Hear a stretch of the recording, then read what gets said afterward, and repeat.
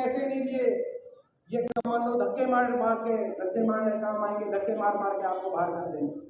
Late हो गया। अब लोगों ने 10 की 10 सीट कांग्रेस गठबंधन को जिताने का मन बना लिया। आज सरपंच इतना सौदा इकट्ठे हुए पीछे तो मैं एक नहीं 10 मनोहर लाल जी को भी झेल लूंगा।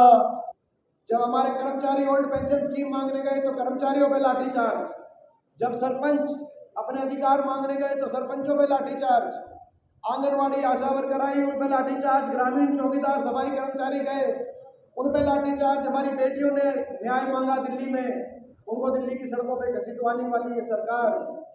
आज भीड़ गांव में पहुंचे जनसभा में क्या कहना चाहेंगे?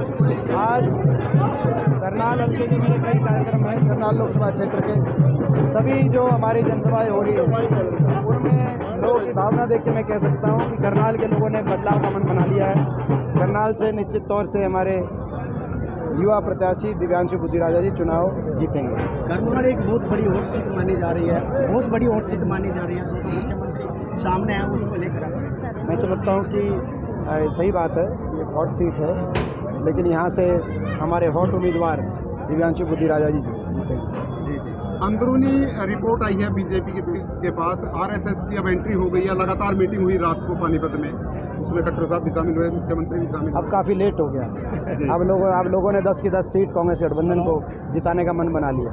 आज सरपंच भी समर्थन दे रहे हैं। आज मैं धन्यवाद करता हूं कि सरपंच एसोसिएशन ने सभी करनाल जिले के जो हमारे सरपंच साथी हैं उन्होंने कांग्रेस पार्टी का जो करनाल लोकसभा के सभी जो सरपंच थे, वो पानीपत वाले भी थे करनाल के कार्यक्रम में, तो करनाल लोकसभा के सभी सरपंचों ने जो आज कांग्रेस के उम्मीदवार दिव्यांशु बुद्धिराजा जी को साथ समर्थन देकर चुनाव संभालने की उन्होंने एक संकल्प लिया है, उनका हम धन्यवाद करते हैं। अब की बात 400 पार का नारा दिया जा रहा है बीजेपी केवल अपने लिए नारे देती है, लेकिन उनका नारों का अर्थ नहीं। 400 पार शुरू में बीजेपी के नेताओं ने कहा कि इसलिए दे रहे हैं कि हम बाबा साहब के संविधान को बदलेंगे, बाबा साहब के संविधान को तोड़ेंगे।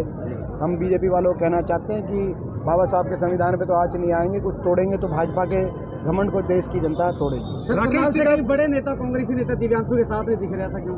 बहुत सभी दिव्यांशु जी के साथ हैं। 4 फाड़ माने जा रहा है क्योंकि कांग्रेस में अभी भी फूट नजर आ रही है। कांग्रेस एकजुट है। देख सकते हैं घेड़ गांव की ये मंडी है और पहुंचे हैं दीपेंद्र सिंह हुड्डा। लाइव तस्वीर इस समय आप देख सकते हैं, इंद्री हल्के का गांव है। आप इन तस्वीरों को शेयर करते रहें। तस्वीरें आप इंद्री हल्के के गांव घेड़ से देख पा रहे हैं। दीपेंद्र हुड्डा इस समय पहुंचे हैं। लाइव तस्वीरें आप देख सकते हैं। दीपेंद्र हुड्डा और राकेश कंबोज उनके साथ हैं, पूर्व मंत्री भीमसेन मेहता हैं और सभी कांग्रेस पार्टी के जो पदाधिकारी वो इस समय यहाँ पर मौजूद हैं। लाइव तस्वीरें भाई पीछा जा मेरे यार काम नबी कर देखा तो पीछा जा यहाँ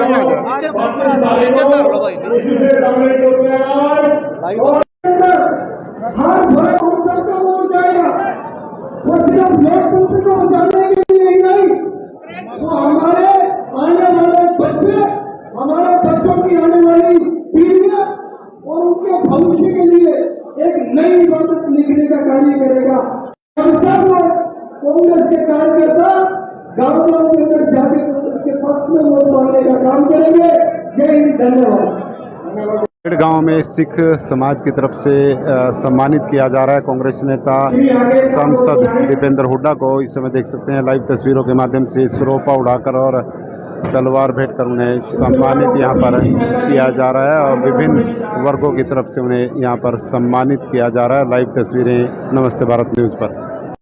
क्योंकि ये चुनाव मौजूदा सरकार से जो निराश हो गए, तो मौजूदा सरकार ने जिस तरीके से हमारे लोगों पर अत्याचार किए हैं, चाहे वो किसान वर्ग हो, चाहे वो कर्मचारी अधिकारियां, चाहे आंगनवाड़ी वर्कर है, चाहे खिलाड़ी है, आज कोई भी वर्ग ऐसा नहीं है, आप सभी जानते हैं, जो मौजूदा यहाँ चाहते हैं।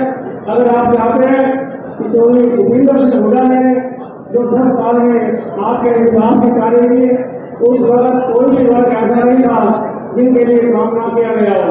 हर वर्ग खुशी था, चाहे किसान वर्ग हो। हम सब यहाँ किसान से जुड़े हुए लोग बैठे हैं। आप देखो इस वक्त बिजली का क्या भाव था, गन्ने का क्या भाव था।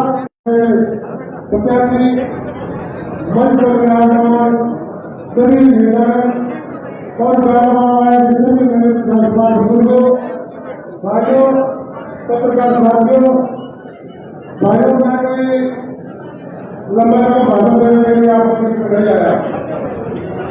आप जब आए, मैं आपसे धन्यवाद करता हूँ और प्रार्थना करता हूँ कि आने वाली जो 25 तारीख है उसके लिए मैं कांग्रेस पार्टी के प्रत्याशी रियासत चुनाव के लिए अपील करता हूँ।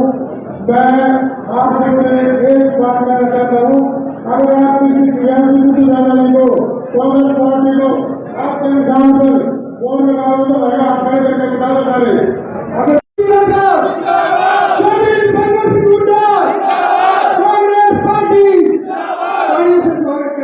राम राम जी। मैं कह रहा था, मगर तसल्ली का भाषण देना, पहले पानी पिला दो भाई, गला बैठ रखा है। शिवावर मोह है शुभ कर्मण ते कब हूं न डलूं, न डरूं और सो जब जाए करूं, निश्चय कर अपनी जीत करूं, निश्चय कर अपनी जीत करूं।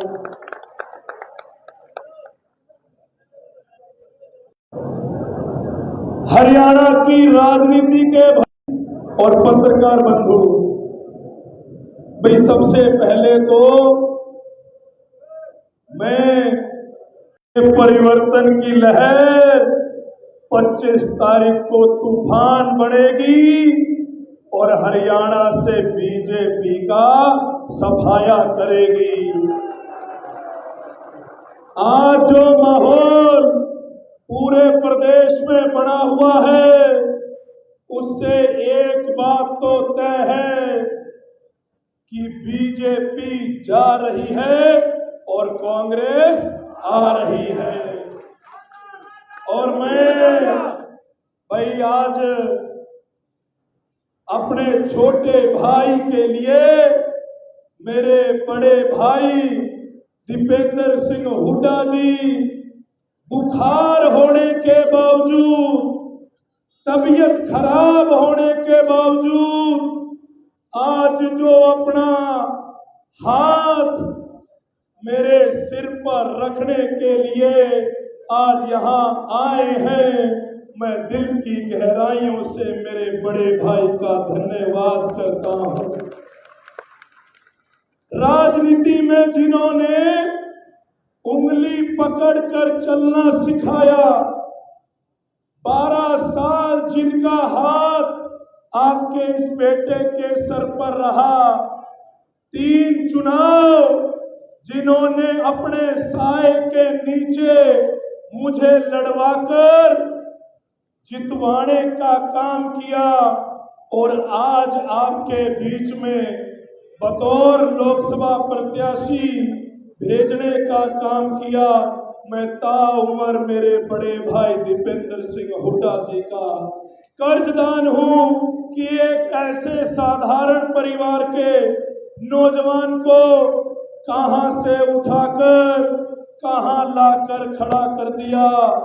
मैं बताना चाहूंगा, मेरे घर में तो आज तक किसी ने सरपंची तक का चुनाव नहीं लड़ा, लेकिन दीपेंद्र सिंह हुड्डा जी के दिखाए रास्ते पर, ईमानदारी के रास्ते पर, नेक नीयत के रास्ते पर लगातार कोशिश करी और 3 बार चुनाव ईश्वर की कृपा से, मेरे बड़े भाई के आशीर्वाद से आपके इस बेटे ने 31 साल की उम्र में 3 बार चुनाव लड़े और मेरे नेता के आशीर्वाद से तीनों चुनाव ईश्वर ने जितवाने का काम किया। ये मीडिया वाले पूछते हैं कि बुद्धि राजा जी, आपके सामने 2-2 बार के मुख्यमंत्री चुनाव लड़ रहे हैं, जिनके पास सत्ता बल है, जिनके पास धन बल है, जिनके पास शासन प्रशासन की ताकत है, आपके पास क्या है? मैंने कहा मेरे पास मेरी नौजवान युवा शक्ति है, मेरे पास मेरे बुजुर्गों का आशीर्वाद है और मेरे सर के ऊपर मेरे बड़े भाई दीपेंद्र सिंह हुड्डा जी का साया है। और इतना सौदा इकट्ठे हुए पीछे तो मैं एक एक नहीं 10-10 मनोहर लाल जी को भी झेल लूंगा। इतना आशीर्वाद जो आपका मिल रहा है, एक नहीं अगर 10-10 मनोहर लाल जी भी सामने आ जाए तो इसके आशीर्वाद के सामने कम है।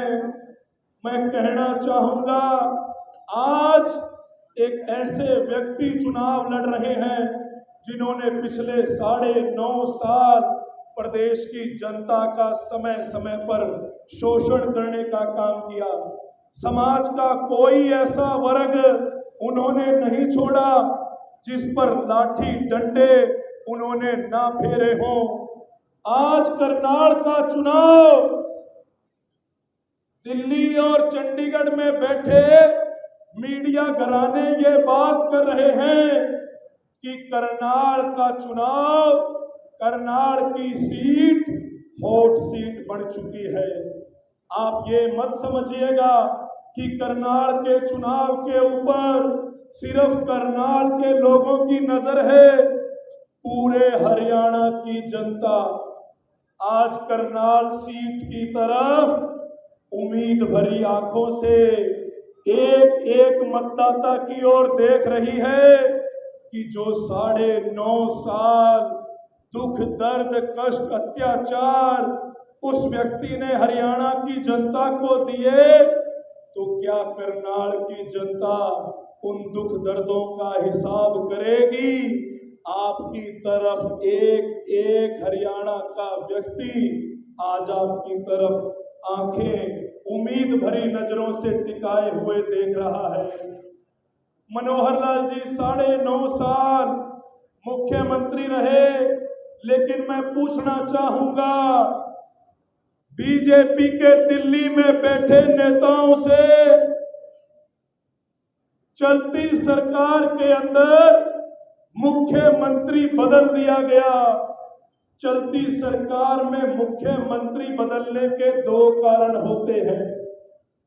पहला कारण कि व्यक्ति का स्वास्थ्य ठीक ना हो, लेकिन मैं देख रहा था जो मनोहर लाल जी कुछ दिन पहले ये कह रहे थे कि मुझे तो वोट मांगने की भी जरूरत नहीं है, अभी कुछ दिन पहले झोलियां फैला फैला कर वोट मांग रहे थे।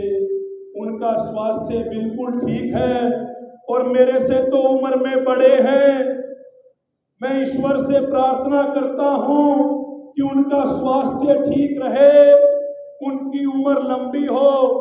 लेकिन अगर चलती सरकार में मुख्यमंत्री को हटाया गया, राजा को गद्दी से तब उतारा जाता है जब प्रजा राजा के सामने बगावत शुरू कर दे।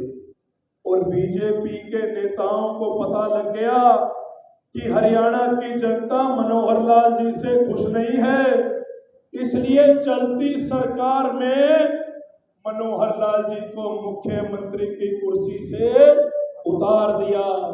अब एक सवाल पूछूंगा मैं मेरे सभी सम्मानित बुजुर्गों से, और उसी सवाल के अंदर इस चुनाव का नतीजा छुपा हुआ है। एक ऐसे व्यक्ति जिनके ऊपर नाकाबिल नाकारा मुख्यमंत्री का ठप्पा उन्हीं की पार्टी ने लगाया हो और रातों रात जिन्हें मुख्यमंत्री की कुर्सी से उतार दिया हो, क्या ऐसे नाकाबिल नाकारा व्यक्ति को करनाल की जनता सांसद के रूप में स्वीकार करेगी? ये सवाल मैं आपसे पूछता हूं। आज आप सभी दीपेंद्र सिंह हुड्डा जी, क्योंकि खास तौर पर चुनाव के बीच में पहुंचे हैं, हम सभी उनके विचार सुनना चाहते हैं। मैं ज्यादा लंबी चौड़ी बात तो नहीं कहूंगा, लेकिन एक बात मैं जरूर कहना चाहूंगा कि हरियाणा की और हिंदुस्तान की राजनीति में बहुत से नेता आपने देखे होंगे, बहुत से एमएलए एमपी आपने देखे होंगे, लेकिन हरियाणा की राजनीति में एक ऐसा शरीफ प्रवृत्ति का नेता, एक ऐसे ईमानदार नेता जो मेरे जैसे लाखों लाखों नौजवानों को, जिनका कोई राजनीतिक बैकग्राउंड नहीं है, आज गैर राजनीतिक नौजवानों को पीठ थपथपाकर आगे बढ़ाने का कोई काम हिंदुस्तान के अंदर कर रहा है, तो वो एकमात्र नेता चौधरी दीपेंद्र सिंह हुड्डा जी का है। और इसके प्रमाण दिए हैं, खाली हरियाणा ही नहीं, राजस्थान से लेके, पंजाब से लेके, हिमाचल से लेके, यूपी से लेके, कर्नाटका तक दीपेंद्र सिंह हुड्डा जी का जो क्रेज, जो उनके अंदर विश्वास मैंने नौजवानों में देखा है, ये बात मैं आपको दावे के साथ कह सकता हूं कि हिंदुस्तान की राजनीति में दीपेंद्र सिंह हुड्डा जी का कोई मुकाबला नहीं। उनके ऊपर मुकदमे दर्ज है, भाई छाती ठोक के कहते हैं मुकदमे दर्ज है, और एक नहीं 5-5 दर्ज हैं, लेकिन मुकदमे दर्ज हैं हरियाणा के लोगों की आवाज उठाने के। एक भी मुकदमा कोई गलत मुकदमा लड़ाई झगड़े का या किसी और का नहीं है। और मेरे को तो अदालत ने मुकदमे में जमानत दे दी। मैं मनोहर लाल जी को कह रहा था कि खट्टर साहब, मेरे को तो अदालत ने जमानत दे दी, जरा आप जनता की अदालत में तो आइए, जनता आपकी जमानत जब्त करने का काम करेगी, जमानत जब्त करने का।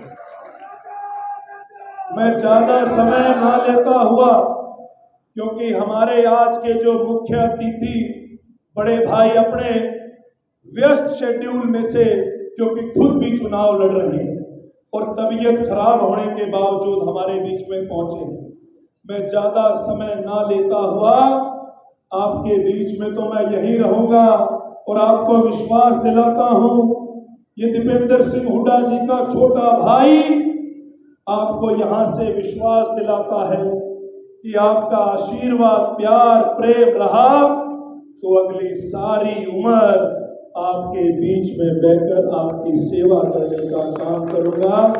आदरणीय चौधरी दीपेंद्र सिंह हुड्डा जी का कि वो आए और अपनी बात रखें। आदरणीय दीपेंद्र सिंह हुड्डा जी। चौधरी दीपेंद्र सिंह हुड्डा जिंदाबाद। चौधरी दीपेंद्र सिंह हुड्डा जिंदाबाद। हमारे बीच में हमारे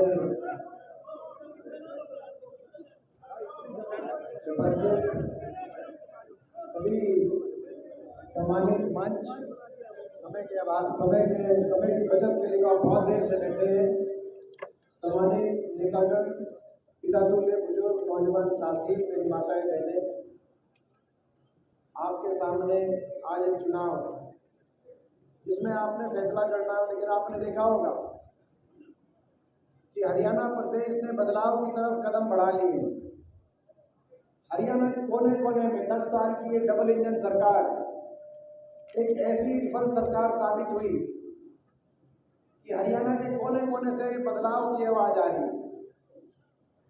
ये जो प्रदेश, हरियाणा प्रदेश, एक समय में विकास का प्रतीक प्रदेश, खुशहाली का प्रतीक प्रदेश हुआ करता था। आज 10 साल की सरकार के बाद विकास में तो जो नंबर 1 था, वो तो विकास दर में हम हरियाणा प्रदेश आज 17वें नंबर पे आ गया, नंबर 1 देश में बन गया। तो आज बेरोजगारी में हरियाणा प्रदेश नंबर 1 बन गया। पढ़े लिखे बच्चों को रोजगार नहीं, ना सरकारी नौकरी रही, ना निजी कोई इतनी कोई इन्वेस्टमेंट आई। बेरोजगारी में देश में नंबर 1 हरियाणा। महंगाई की चोट सबसे ज्यादा हरियाणा में। आज स्थिति ऐसे आ गई, हरियाणा में दूध दही का खाना था ऐसा हरियाणा था, अब नशे की बढ़ोतरी में नंबर 1 हरियाणा हो गया। ये स्थिति आ गई, नशे में नंबर 1, अपराध दर बढ़ गया और भ्रष्टाचार तो डबल इंजन की सरकार ने इतना लूटने का काम किया हरियाणा प्रदेश को। आपने देखा होगा इनका गठबंधन टूटा, और गठबंधन टूटते ही बीजेपी का बयान आया कि हम दुष्यंत चौटाला के घोटालों की जांच कराएंगे। अगले दिन दुष्यंत चौटाला का बयान आया कि बीजेपी के घोटालों की मैं राज बताऊंगा। वो उसकी राज बता रहे हैं, वो उनकी जांच करा रहे हैं। दोनों मिलकर लूट गए 5 साल, दोनों मिलकर लूट गए हरियाणा प्रदेश की जनता, और गरीब आदमी की सारी स्कीम्स खत्म कर दी इन्होंने। आपको याद होगा हमारे समय 100 गज के प्लॉट की स्कीम थी, एससी समाज, बैकवर्ड समाज, क्षत्रिय बिरादरी के हमारे बीपीएल परिवारों के लिए 3,92,000 परिवारों को 100 गज के प्लॉट दिए गए थे। 2.5 लाख परिवारों के मकान आए थे उस समय। आपने देखा 10 साल में ना कोई प्लॉट आया गरीब आदमी का किसी गांव में, और ना मकान आया। कहीं मकान आया तो एक आधा कोई आया तो आया, तो कोई मकान भी नहीं है। मैं पूछना चाहता हूँ आपसे, आप अलग अलग इंद्री हल्के के एक गाँव का नुमाइंदा यहाँ बैठा है, आपके गांव में कोई प्लॉट आए इनकी सरकार में, वो मकान आया गरीब आदमी का? स्थिति, गरीब आदमी की स्कीम्स खत्म करने वाली सरकार, देश में सबसे ज्यादा ताबड़तोड़ भ्रष्टाचार करने वाली सरकार, देश में सबसे ज्यादा बेरोजगारी नौजवानों में देने वाली सरकार, और हर वर्ग को अपमानित करने वाली ये सरकार साबित हुई। आपने देखा कोई ऐसा वर्ग नहीं जिस वर्ग को अपमानित इस सरकार ने ना किया हो। किसान ने अपनी एमएसपी की मांग करी, 750 किसानों की जान की कुर्बानी लेने वाली ये सरकार देश के इतिहास में काले अक्षरों में लिखा जाएगा कि ऐसी भी सरकार थी जिस सरकार ने 750 किसानों की जान की कुर्बानी दी। और मुख्यमंत्री खट्टर साहब ने एक शब्द आज तक ये नहीं कहा इतने किसान चले गए, मुझे दुख है, मैंने इनकी बात तो नहीं मानी, लेकिन इतने किसानों के घर उजड़ गए, मुझे अफसोस है। सहानुभूति के 2 शब्द भी उन्होंने नहीं कहे। जब हमारे कर्मचारी ओल्ड पेंशन स्कीम मांगने गए तो कर्मचारियों पे लाठीचार्ज, जब सरपंच अपने अधिकार मांगने गए तो सरपंचों पे लाठीचार्ज, आंगनवाड़ी आशा वर्कर आई उन पे लाठीचार्ज, ग्रामीण चौकीदार सफाई कर्मचारी गए उन पे लाठीचार्ज। हमारी बेटियों ने न्याय मांगा दिल्ली में, उनको दिल्ली की सड़कों पे घसीटवाने वाली ये सरकार, ऐसी सरकार साबित हुई। खट्टर साहब अनदेखी, सरकार के घमंड में और लोगों की अनदेखी में भी देश में नंबर 1 अगर कोई रही इन 10 साल में तो ये खट्टर सरकार रही। मैं देख रहा था 10 साल तो 9.5 साल तो खट्टर साहब चंडीगढ़ से बाहर गए नहीं। आखिरी 6 महीने में जन संवाद के नाम से उन्होंने प्रोग्राम किया, आपने देखा होगा, मगर वो जन संवाद था कि जन अपमान था। जहां जाते थे वहां लोगों का अपमान करते थे। आपने देखा होगा कि एक हमारी हिसार में गए तो एक हमारी माता ने कहा कि इतनी बेरोजगारी हो गई, खट्टर साहब कुछ करो। खट्टर साहब का क्या जवाब था? कहा कि इसको चंद्रयान में बिठाकर इसको चांद भेज दो। सुना होगा आपने, सुना होगा कि एक हमारी सिरसा में एक हमारी माता ने सिरसा में कहा कि मेरा 21 साल का बच्चा चला गया नशे से। बीजेपी वाले नशा बिकवाने का काम कर रहे हैं, उनके खिलाफ कार्रवाई कराओ। तो खट्टर साहब का जवाब था इसको उठा के बाहर कर दो, सभा से इसको उठा के बाहर फेंकवा दो। करनाल में आए तो जब जन संवाद में भीड़ हुई तो कहा ये जो कमांडो है, ये कमांडो मैंने ऐसे नहीं लिए, ये कमांडो धक्के मारने काम आएंगे, धक्के मार के आपको बाहर कर देंगे। अरे खट्टर साहब, सरकारें हमारी भी रही, खट्टर साहब मुख्यमंत्री रहे, कमांडो तो दूर की बात है, कमांडो तो मैंने जीवन में नहीं देखा। मैं भी सांसद रहा, मैंने जनता के लिए धक्के खाए होंगे, किसी को धक्का मारने की तो दूर की बात है। लेकिन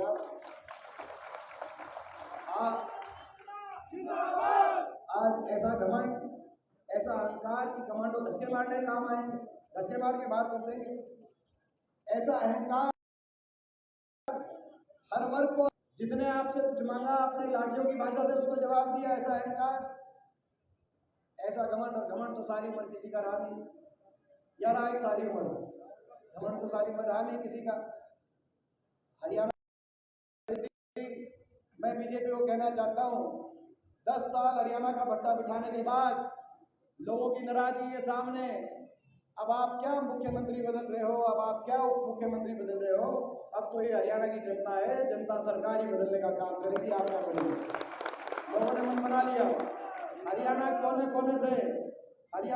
कोने से एक ही आवाज आ रही है, बीजेपी की ये सरकार जारी है और हुड्डा साहब के नेतृत्व में, उदय भान जी की अध्यक्षता में कांग्रेस पार्टी की सरकार आ रही है। 10 की 10 मेरे से कोई पूछ रहा था, करनाल का पत्रकार, कि क्या माहौल लग रहा है आपको। मैंने पूछा कि क्या माहौल लग रहा है आपको, रोहतक में क्या माहौल है। मैं रोहतक में एक तरफा निजी जीत रहे होते तो आपके बीच में थोड़ी मैं खड़ा होता, ठीक बात है ना। मैंने भाई माहौल ये है, 10 की 10 जीतेंगे और मुझे पूरा विश्वास है करनाल से भी भाई दिव्यांशु को आशीर्वाद मिलेगा। कांग्रेस पार्टी मैं धन्यवाद करता हूं कांग्रेस के हमारे हाईकमांड का, जिन्होंने मेरे एक ऐसे भाई को यहाँ से चुनाव के बीच में उतारा है। एक ऐसा नौजवान 30-31 साल का, जिसकी पहचान केवल अपनी छोटी उम्र में जो उसने मेहनत करी अपने हाथ से, उसके अलावा जिसकी कोई पहचान नहीं है, ना इसके पास कोई धनबल है। एक गरीब परिवार से, एक गरीब परिवार का एक नौजवान, जिसने छोटी सी उम्र में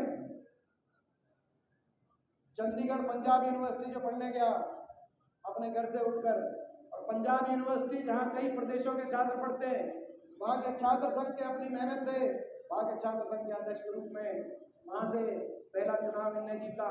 हरियाणा की NSUI का चुनाव जीता, NSUI के प्रदेश अध्यक्ष का, और युवा कांग्रेस के प्रदेश अध्यक्ष का। हरियाणा जैसा बड़ा स्टेट जिसमें 10-10 लोकसभाओं, 90 विधानसभाओं, एक युवा कांग्रेस का अध्यक्ष बना दिव्यांशु बुद्धि राजा जी ने अपनी मेहनत से अध्यक्ष बना। इसके पास अपना बताने के लिए, इसके पास आपको बताने के लिए ना तो ये है कि इसके घर में कितने पीछे क्या बड़े बड़े कोई राजनीतिक पदों पे कोई रहे हो, ये भी ये नहीं बता पाएगा। ना ये बता पाएगा कि इसके पीछे घर में कौन कितना, किसी के पास धन बल हो, कोई धनाढ़ हो, गरीब घर से उठ के आया। केवल एक ही पहचान है कि नौजवान ने अपनी छोटी उम्र में मेहनत से अपनी पहचान बनाई है। मुझे पूरा विश्वास है कि आने वाले समय में आप यहाँ से मौका देंगे तो दिल्ली में संसद में पहुंचकर आपकी बहुत अच्छी नुमाइंदगी करने का काम करेंगे। तस्वीरें आपने इंद्री हल्के के गांव घीड़ से देखी, जहां पर पहुंचे थे दीपेंद्र हुड्डा। दीपेंद्र हुड्डा ने सीधे तौर पर इंद्री हल्का वासियों से वोट की अपील की है। साथ ही निशाना साधा है कि 400 पार का नारा भारतीय जनता पार्टी का सिर्फ अपना नारा है, अपने लिए वो नारा दिया गया है। कहीं ना कहीं ये हवाई होने वाला है, क्योंकि 10 की 10 सीटें हरियाणा की अब की बार कांग्रेस जीतने जा रही है। ये बड़ा दावा दीपेंद्र हुड्डा की तरफ से किया गया है। साथ ही दिव्यांशु बुद्धि राजा के लिए कहा है कि दिव्यांशु बुद्धि राजा के पास न धन है, न किसी प्रकार का कोई बल है, वो सिर्फ एक गरीब परिवार से संबंध रखने वाला है और आपके बीच में कांग्रेस हाईकमान ने भेजा है, तो सभी इसका साथ दे। इस तरह की बातें दीपेंद्र हुड्डा की तरफ से कही गई हैं। वहीं भारतीय जनता पार्टी की सरकार पर भी उन्होंने निशाना साधा है। आप सभी साथियों से गुजारिश रहेगी इस खबर को शेयर करें। विश्वपाल राणा, नमस्ते भारत न्यूज़ के लिए।